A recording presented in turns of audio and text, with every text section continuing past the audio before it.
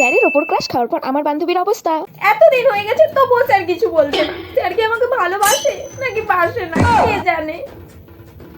Idea, আজকে আমি এত সুন্দর করে সাজবো যে স্যার আমার দিক থেকে চোখ ফেরাতেই পারবে না।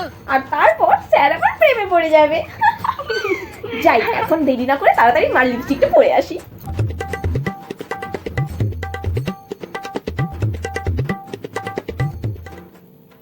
স্যার আসার টাইম হয়ে গেল, তাড়াতাড়ি পারফিউমটা লাগিয়ে নি।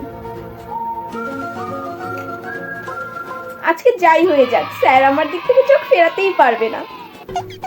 কি রে, তুই এত সেজেছিস কেন? ও মা, তুমি জানো না, সেজে গুজে থাকলে মন ভালো থাকে।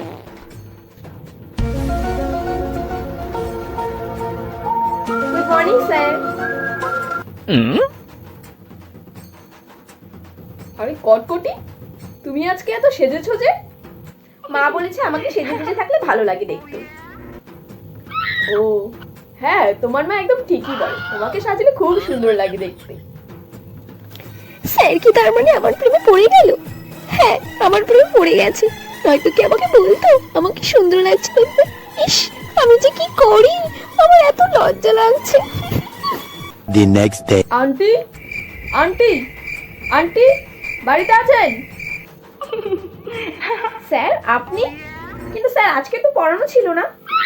হ্যাঁ মনা, আমি জানি আজকে পড়ানো নেই, একটা দরকারি কাজে এসেছি। তোমার মার সাথে খুব জরুরি একটা কথা আছে, ডাকো তো তোমার মাকে।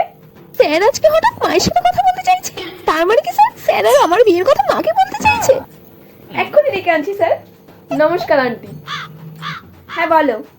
এই নিন আন্টি আমার বিয়ের কার্ড। কটকটি আর আঙ্কেলকে নিয়ে আপনি কিন্তু চলে আসবেন, আপনাদের পুরো পরিবারের নিমন্ত্রণ থাকলো। কি, তোমার বিয়ে? চিন্তা করো না, আমি কটকটিকে আর ওর বাবাকে নিয়ে চলে আসবো।